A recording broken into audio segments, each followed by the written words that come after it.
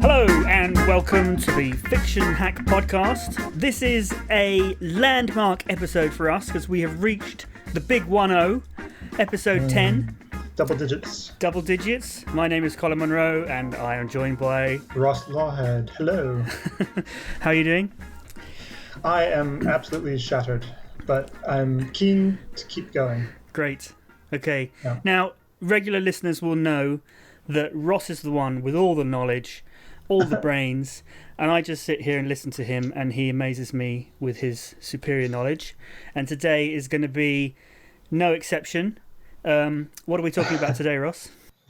Off the back of last week's Die Hard episode, we're going to be talking about antagonists and protagonists and the history of them, the differences between them, and going to get some examples and just discuss about mostly movie examples and all that. So great. You should. Yeah, because I remember you mentioned in the Die Hard episode that really the John McClane character is not really the protagonist, even though he's like the main character. He doesn't have a plan. He's just reacting to everything, and it's really the Alan Rickman character who is Hans the one Gruber. with the plan. Hans Gruber. He's the one with the plan, so he's really the protagonist, even though it's not from his point of view. So I guess that's what sort of triggered these thoughts. So that's not my observation. That came from the director's commentary, John McTiernan. And actually doing a bit more research into it, I can tell you the exact history of protagonists and antagonists and why we call them that. It's a little bit different than that as well. But these days, people just use the word protagonist as another word for hero and antagonist as another word for villain. Which, I mean, that's fine. I mean, languages just change and all that. But I think it is helpful to kind of go back to that earlier understanding of what a protagonist is, what an antagonist is, because it can give you a different perspective on just stories and movies, whether you're watching them or writing them or whatever.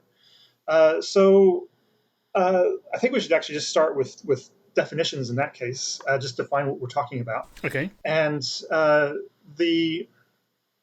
they're Greek terms, of course, come from Greek tragic theater, which, as you'll recall from school, would have just been performed kind of in kind of marketplaces, just out in the open. It would be a group of actors who would kind of not really be in costume, but just take turns speaking and taking on different roles.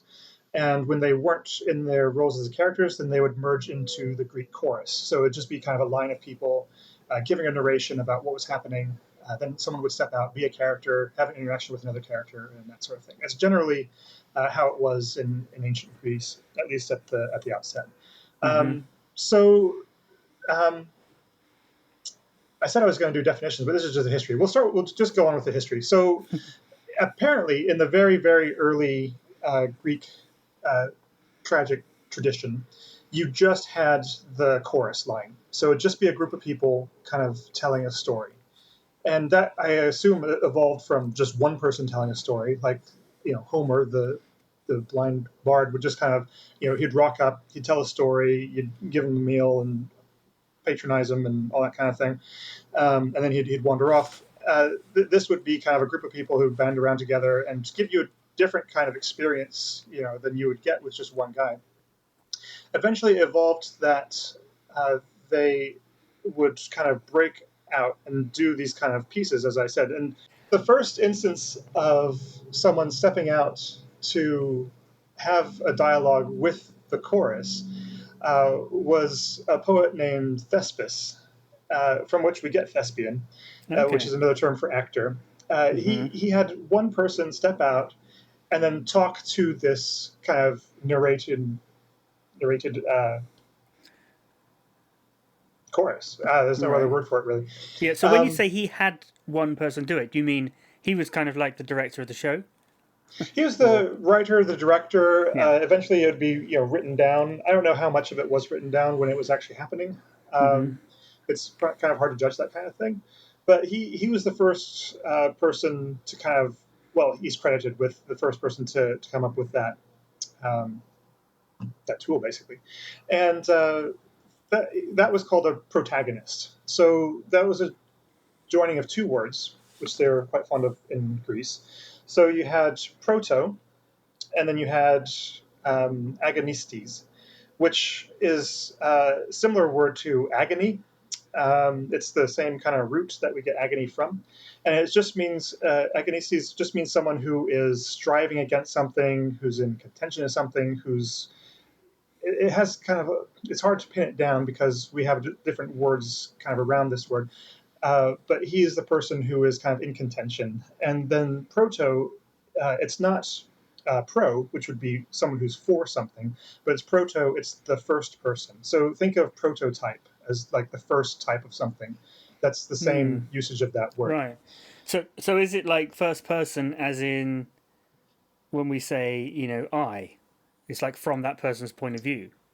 It's not really. It's the first person who's sort of The main. engaging in these events. So the first person to change the events. And so we can still use that term as they use it now to apply it to Hans Gruber in Die Hard, because he is the first person who's coming onto the scene. He's got a plan and he's creating events. And then we have the antagonist. So someone who, this does actually mean anti, as in antichrist, as in antimatter, something that is opposite. So this is someone who is trying to, who is against the changes in the circumstances that are being brought about. So you have this actually, reactant the and then whole the anti-reactant. John McCain thing, it's actually not that rare. It's quite common for the main character of a movie to be so. reacting to something, and therefore technically not the protagonist. Well, here's the thing. So I think in modern story, especially in the West, yes, that's true. Because these days, I think it might have come from television, and we were talking about kind of the differences between episodic stories and a long overarching story quite early on in our podcast series. I can't remember which episode. I think it was the Jump of the Shark one, and just the idea of the status quo being something that needs to be preserved. So already you're sort of creating a world as a writer which is already ideal, and then someone comes in like a Hans Gruber, messes everything up, and then the hero, the only thing he can do is reestablish the status quo. And even in Die Hard, that's the only thing that John McClane wants. Even though he wants to repair things with his wife, he's still going for a status quo that starts probably before the movie even. So he is thoroughly the antagonist, because he is against every change that happens in that movie. Is a change for the bad. I think, and don't hold me to this, I haven't looked into this too much, but in classical theater, just people's philosophy of the world was that much different, that you had gods who were coming and changing things. I think probably a lot of times the heroes were antagonists back then as well. I don't know really when that switch came, and we can talk about kind of Shakespeare and the different uses between protagonists and antagonists. And when I was just going through from last week and just compiling some notes and just thinking, well, who's the antagonist, who's the protagonist in these different stories that we all know so well, it not only does it kind of flip back and forth from story to story, but even within the stories, there are some stories where there are two protagonists. There are some stories where the hero starts out as the protagonist and turns into the antagonist. And it's although you don't want to go overboard and say, well, in the end of Die Hard, John McClane shoots Hans, so that's a change. So then he turns into the protagonist for that scene, and Hans is the antagonist for that scene. I think that's going a bit far, and that's going to the point of not being helpful. You can't really put things in such neat boxes because things don't fit exactly, because everything's different. So what's the value? Why is it even worth talking about antagonists and protagonists? I don't know, except that it seems to be fascinating. Okay. Maybe I should cut that question out then. No, keep it in, because Okay. I think this is the thing, is that, it depends sort of on the message of of what you're seeing. And we were talking a lot about Die Hard and just kind of saying, well, what is it that we're actually experiencing? What are we being told? What are we learning through watching all of these? And again, I think it is helpful to identify, well, who is the changer in this situation? Who's the reactor in this situation? And that's something that we can use as kind of in our day-to-day lives. And, story is important to us to make sense of what's going on in our own personal lives and public lives and political lives and all that. So, Right. yeah, And I actually, I think all guess these tools are. that's what we touched on in the very first episode when we were sort of Uh-huh, talking about what this podcast is actually all about. And it's when we talked about how modern story, or story in general, really is not just about uh-huh. fiction. It's also, a version of real life in a way Yeah. because it touches on real issues. So, Entirely. And this is actually going to be a very important point when we come to talk about the hero's journey and Joseph Campbell and the monomyth idea, because I completely intend to dismantle that idea throughout the course of this podcast. If I do nothing else, I want to do that. And then this is actually something that's, I think it's a very nuanced point. This isn't something actually that I was even taught in film school. For 3 years studying writing for film and television, this wasn't an idea that was really touched upon, even though it's in something like Die Hard. hmm, I think we should just kind of jump into examples. And so okay. I started to trace just kind of, well, in a few movies, favorite movies, classic movies, stories, even, who's the antagonist, who's the protagonist, and I started to draw up a list of. Well, here's a hero who's an antagonist. Here's a hero who's a protagonist. Here's a villain who's an antagonist. Here's a villain who's a protagonist, and it started to get more complex than that quite quickly. Although there are some that was, fit quite simply. And actually, I started just looking at other John McTiernan films, and we talked about those last week also. But we mentioned that he directed Predator as his first studio movie, and then after Die Hard, he did The Hunt for Red October, which I think is another great movie, which people don't talk about very much. But in both of those movies, he did something quite interesting with the antagonist protagonist idea. So he already inverted it for Die Hard. With Predator, I don't know how well you know that movie, but I've watched it dozens of times. It actually flips. So you have Arnold Schwarzenegger and his team start out as protagonists and then quickly become the antagonists. And so they're the protagonists at the beginning of the movie, where the Hmm. setup is that they are mercenaries who are going to go into this South American country and find this team that's gone missing. That's all that you think that the movie is going to be at that point. And the instant that they come into contact with the predator, this alien from another world, they instantly become the antagonist in that they're only reacting to situations until the end of the movie, where they're trying to reestablish order by killing this alien that's on the planet. So that's kind of an interesting flip, and you do see that Yeah. from time to time. It's Well, hard. yeah, and actually, I think the same flip happens in Die Hard, and and thinking about it now, I think it's definitely a deliberate thing because they do kind of make a scene out of it, and there's a clear point.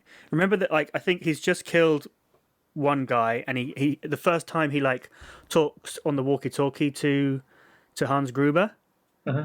and he's like, "Hey, what the hell's going on? Who is this guy?" So that in that moment it changes round to because Hans Gruber doesn't know who this guy is. He doesn't know what's going on. So at that point, John McClane takes takes charge and he seems to have a plan from that point on. That's when he first says, "Yippee ki yay, motherfucker!" Disagree. I mean, he does say that. That's true. Yeah. But even though he's getting more of a handle on the situation, he's still trying to reestablish the status quo, and it's all about trying to get rid of Hans Gruber. Even though I think the hero can have the upper hand, I think it's important. This Hmm. is what we're saying: is that we shouldn't say that the protagonist flips from scene to scene, because that we have to look at what the aims of the characters are and what their overall purpose is in the story. So yeah, even though John McClane at certain points will have the upper hand, and eventually the hero has to have the upper hand unless you're telling a tragedy.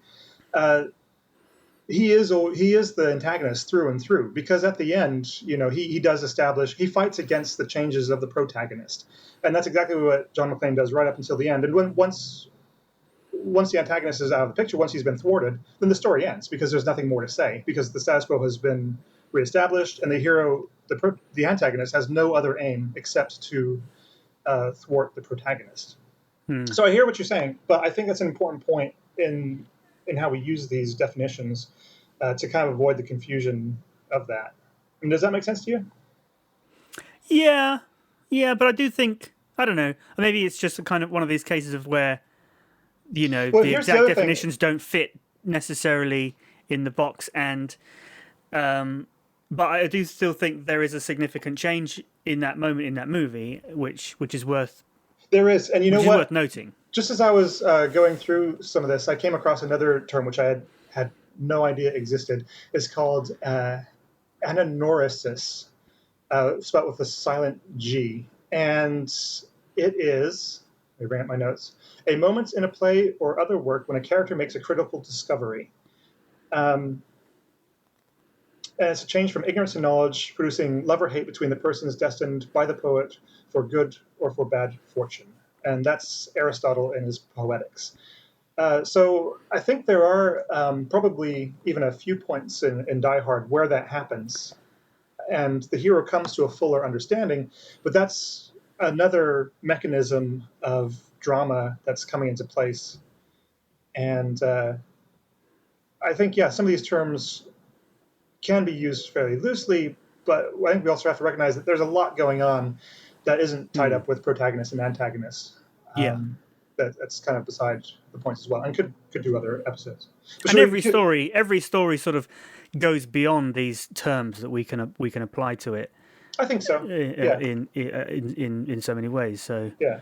yeah. Moving on, looking at Hunt for Red October, that's an interesting one because it's got two protagonists who don't meet until kind of the last act of the movie. You've got Jack Ryan, who's the CIA intelligence agent, who is who has got a deliberate aim that he's trying to meet. And then you've got the Sean Connery character, I can't even remember what his name is, who's the Russian captain of the submarine. And these two go along the story without communicating with each other, really at all. And they're both trying to reach a common goal, which is the handover of this Russian submarine to the Americans and the defection of this, but without any certainty that their goals are going to be met or reciprocated on the other side. So I thought that was an interesting kind of tweak on it. And then, of course, there's kind of antagonists on both sides. Mostly it's the Russians who are trying to maintain the status quo, trying to keep these two heroes apart and carry on with their own objectives. Captain America Civil War is another one with two protagonists. You've got Captain America and you've got Iron Man as well. They're both trying to change the situation, to develop it in the way that they think it should both be developed. I'm trying to rack my brain to see if there's any movies that have got two antagonists. I think you could look at something like a disaster movie as being a movie with antagonists to it. So you've got an act of God, which is like the volcano erupting or the buildings catching fire or the cruise ship flipping over. Or the aliens attacking. The aliens attacking, yeah. And so then you've got everybody reacting. Yeah, thinking of Aliens and Alien, in fact. Any alien invasion movie. Well, maybe not. You can BT characterize or, the aliens. No. Yeah, you can characterize the aliens as probably the protagonists, but but you can also say they're a force of nature. If something like Independence Day, the aliens are never humanized; they're faceless and interchangeable. They may as well be the acid rain fallout from a nuclear explosion or something like that. Yeah. So I don't know. Is that clear as mud? Is kind of scattered. So we can look at some more simple ones. So let's look at hero protagonists. And the first one that I came up with was Lord of the Rings. Right. So you've got Frodo and Gandalf, I think, who are kind of interchangeably the protagonists, in that there is a status quo where Are you there's talking about the this. movies or the books? Well, it's the Or same both? story. Yeah, this Yeah. is both. So it's the same story. So the world already exists at the end. Sorry, the world already exists at the beginning and the end, Mm. but we haven't gotten to the end yet. We're talking about the beginning. And there's this ring of power, which they decide needs to be destroyed. So already they're trying to change the status quo and get rid of this powerful object. So that makes them the protagonists, and then that makes Sauron the antagonist because he's reacting against that, and he's trying to preserve that ring, trying to reclaim the ring, trying to keep things kind of in his favor.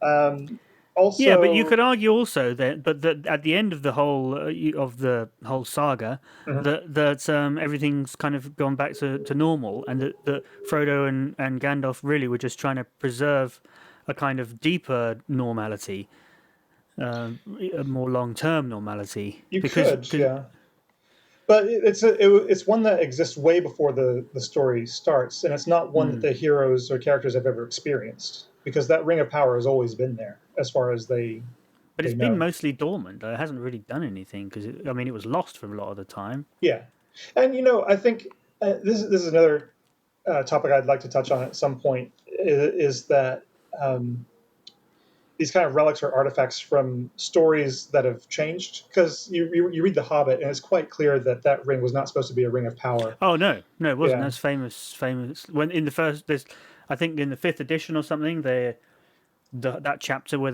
he meets Gollum was totally rewritten Hmm. Yeah, in preparation for bringing out Lord of the Rings. I didn't know that, but yeah, Did you not I know can that? see that because yeah, that the purpose of that changed so that he had to have something, a quest for them to go on. But the important decider to make them a protagonist or antagonist, I feel, is that they decide to take this action on their own. And even though there may be different knowledge that comes out about what the ring is, materially nothing has really changed. Just their understanding of the situation has changed, but they decide they're going to take the initiative to change the world, essentially. Also, you can see that in Star Wars, the first Star Wars movie, New Hope. Hmm. It's the rebels, led by Princess Leia, who decide to take the initiative to steal the Death Star plans and try to beat the evil Empire. So Right, some but of then that happens Luke before the and story. Luke and Obi-Wan as well. They are proactively. Mhm. Well, I Yeah, guess they're continuing on that same yeah. I effort mean, because yeah. exactly. And the torch kind of gets handed off because she gets captured and she's not able to influence events anymore. But then the droids are. Mm, They go looking for Obi Wan. Obi Wan says, "We've got to do this." He brings Luke right. along with him. They get Han. So it's gathering more and more steam. But I think it's important to recognize that they're all the protagonists because they're trying to defeat the Empire Mm, from change the Empire and change the universe and get rid of the Empire. And then thinking about Empire Strikes Back, then it's really interesting because I think in that one, I can make a case for this. Disagree with me if you like, but I think they become the antagonists because now the Empire is striking back at them. When we first see them on Hoth, they're just kind of being there on Hoth, getting attacked by snow creatures, and then the Empire comes and tries to wipe them out, which forces them all to go in different directions. But the Empire is already there, and at Bespin, and then Luke meets Yoda, and he tries to rescue his friends, and they're really trying to reestablish the status quo, which is at the beginning of the movie, which is the rebels are starting to influence some change in the universe. mm. And I haven't really thought about Return of the Jedi. Um, I think it's the follow through of the first movie in that they actually do manage to defeat the Empire, and so they are the protagonists in that movie as well.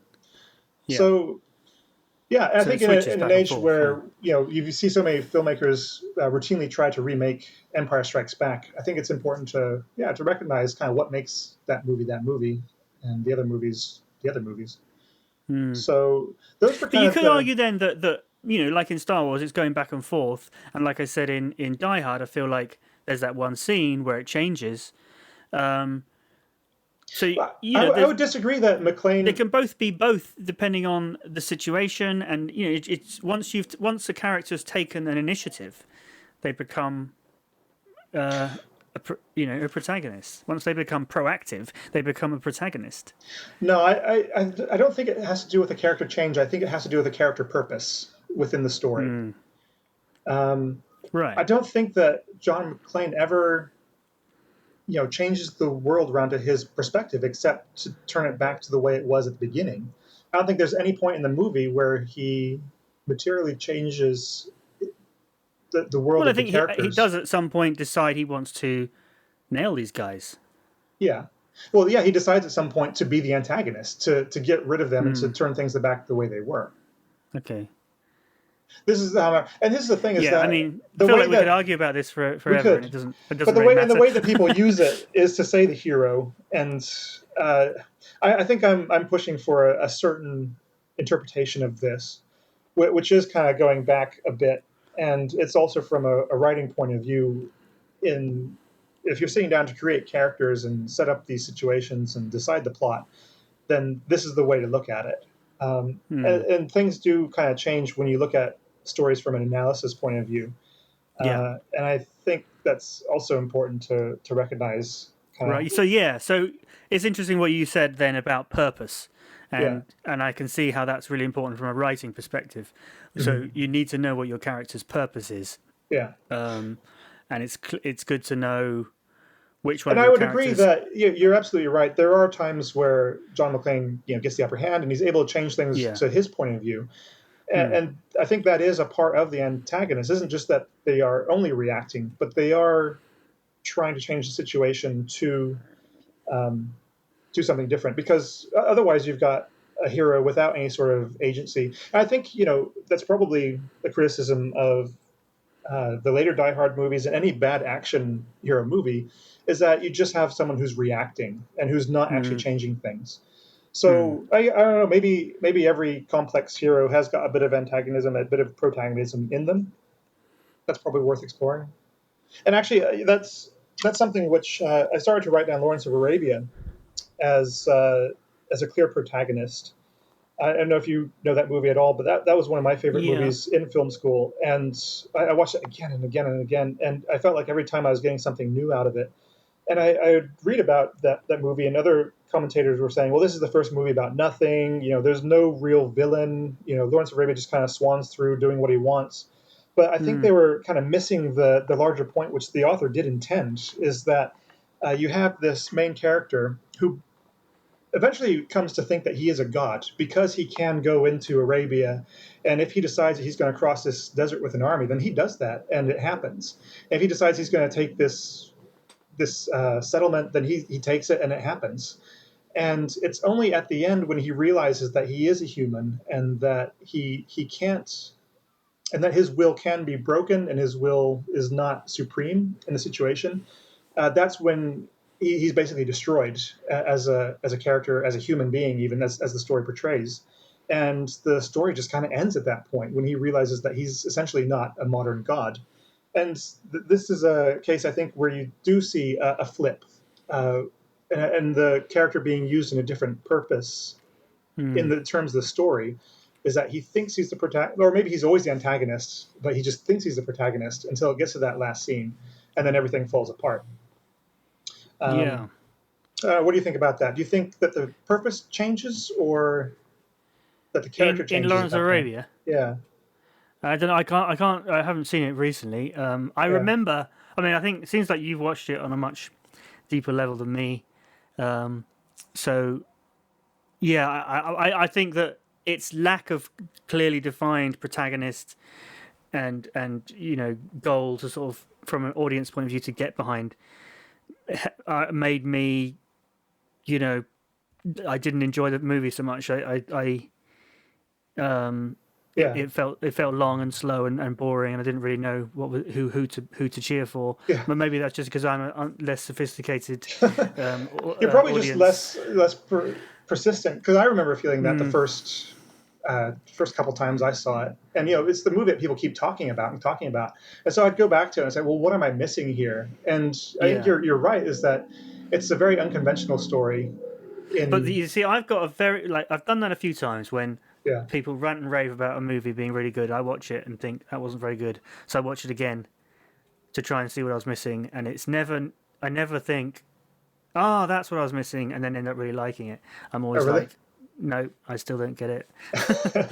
It's rare when it happens. The Yeah. biggest flip for me was the movie Changing Lanes, which was Samuel L. Jackson and Ben Affleck joint venture, which I Hmm. absolutely hated the first. I saw it with Oh, yeah, I you. remember seeing We that. watched it Yeah, together. yeah. Did we? Yeah, I absolutely in hated Oxford. it. Yeah, we got free tickets to go and see it, and then my friend Steven started raving about it, and I was like, "That movie sucked. It was the worst movie I've ever remember seeing."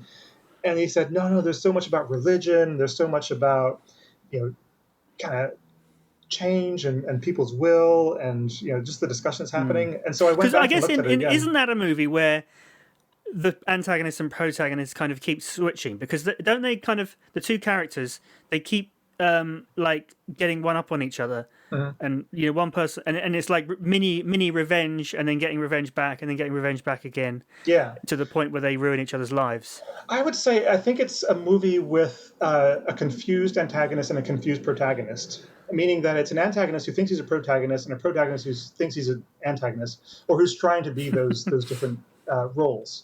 Because Right. the Samuel L. Jackson character is someone who, oh man, I'm trying to remember this movie now, who wants to be in control and who continually tries to assert control in his life but is unable to.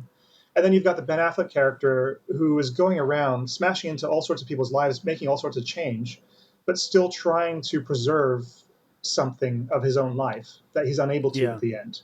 Which is slipping away, and he's Yeah, getting more and more desperate. it's slipping away, Um, and yeah, and at the end, I think the only resolution comes is when those characters realize uh, that Ben Affleck realizes that he is changing everything, and he decides to change things in the correct way for him, which is also kind of a dark way if you look at it. And then Samuel Jackson's character realizes that he can't change things, and he has to give up believing that he can, and that fits into his character because again I think this is very deliberate with the filmmaker. He's an alcoholic. He goes to Alcoholics Anonymous, and one of that is about changing things that you can change, and having the hmm. peace to accept things that you can't Well, change, that's and then knowing the Stoic difference. philosophy. Yeah, yeah. Well, Hmm. I think Stoicism is interesting because again, there are some people who are in positions of power that can change things who shouldn't be Stoics. Yeah. Although maybe I don't have a complete understanding of the philosophy, but in terms of that Yeah, but movie, there's always things that they can and can't change. Even no matter how right? much power you have, there's Hmm. always some things you can change, which you should worry about, and some things you can't change, which you shouldn't worry about. Gotcha. Yeah, I I think it's good guess. advice for all of us, really. Um, so, all right, let's talk about some heroes who are antagonists. Okay. I think it's interesting that a lot of DC movies seem to be the heroes are antagonists. And again, I think it comes from almost a less sophisticated model of storytelling where everything's great and then something happens and then it has to be um, put right by the heroes. I Mm-hmm. think Marvel movies are less that because Hmm. the the changing of the normal person into a hero is made such more of a big deal of in those movies than the DC ones. Hmm. And this goes into the comics as well. So let's just go down this list. So Justice League, uh, you've got this big bad guy. Have you seen Justice League, the new one? No, I haven't. Okay. Uh, yeah, you've got this big bad guy, Steppenwolf, who wants these special boxes that you never really find out kind of what they do, and now the heroes have got to stop him from getting those.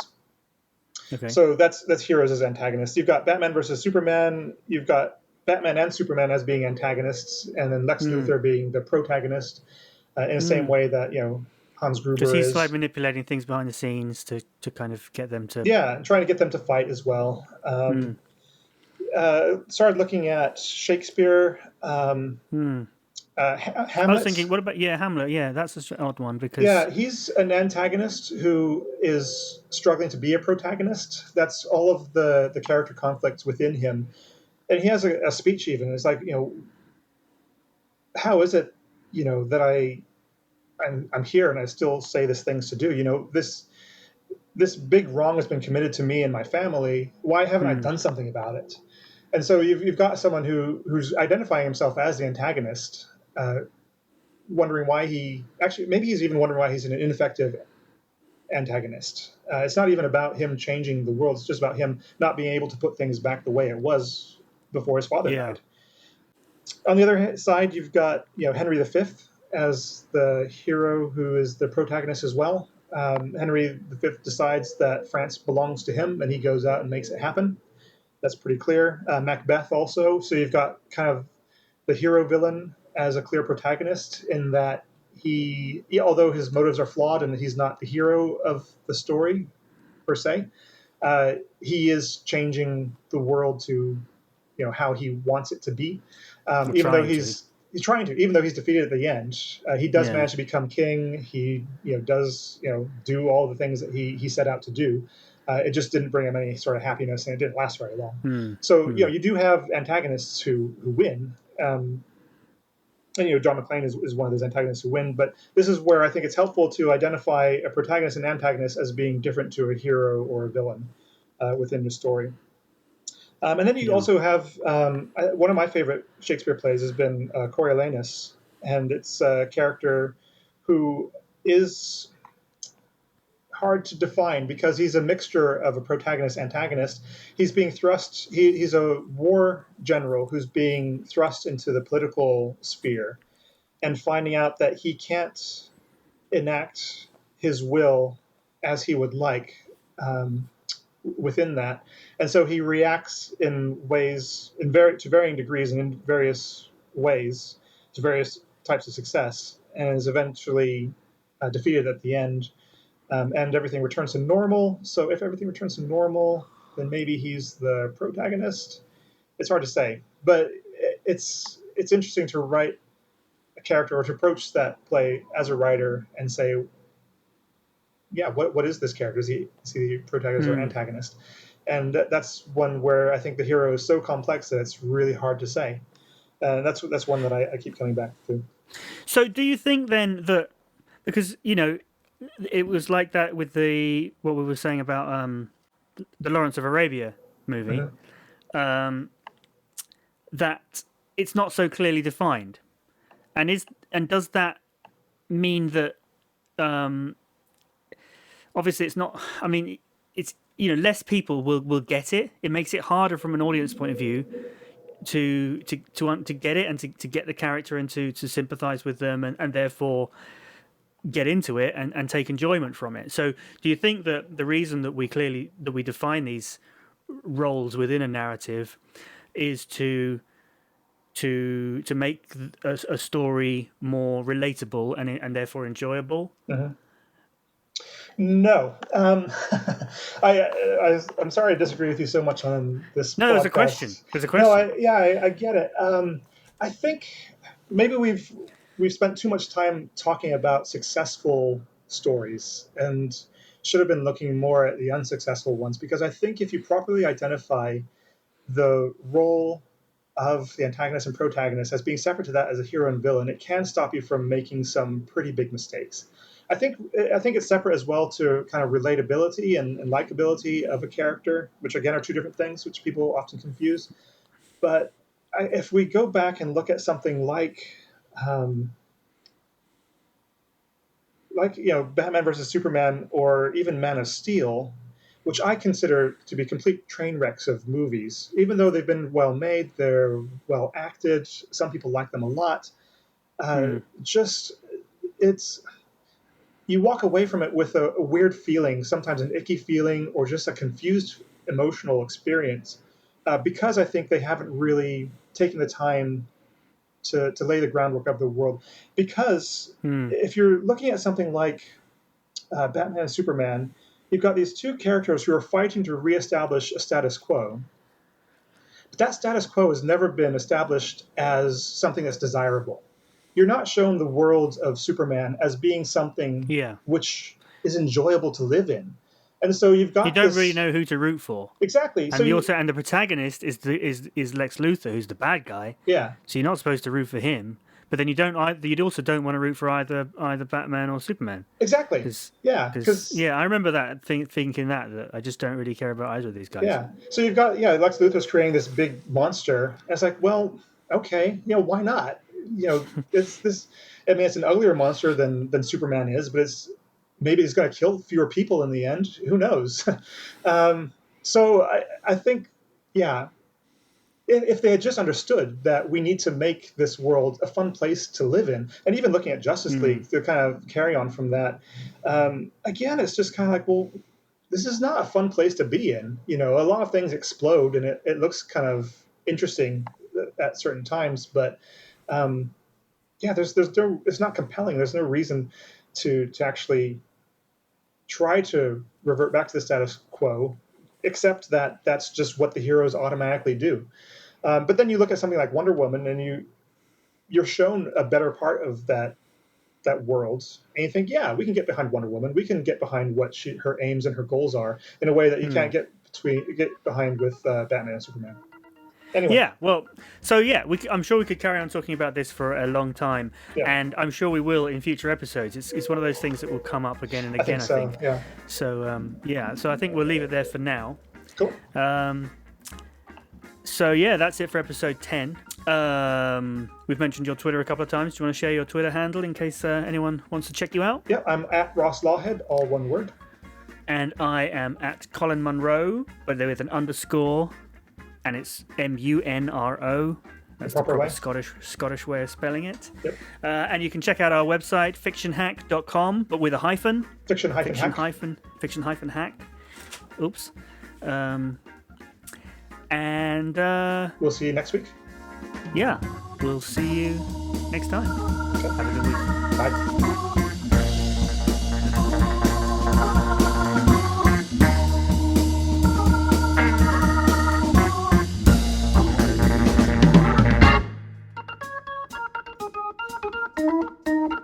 Thank you.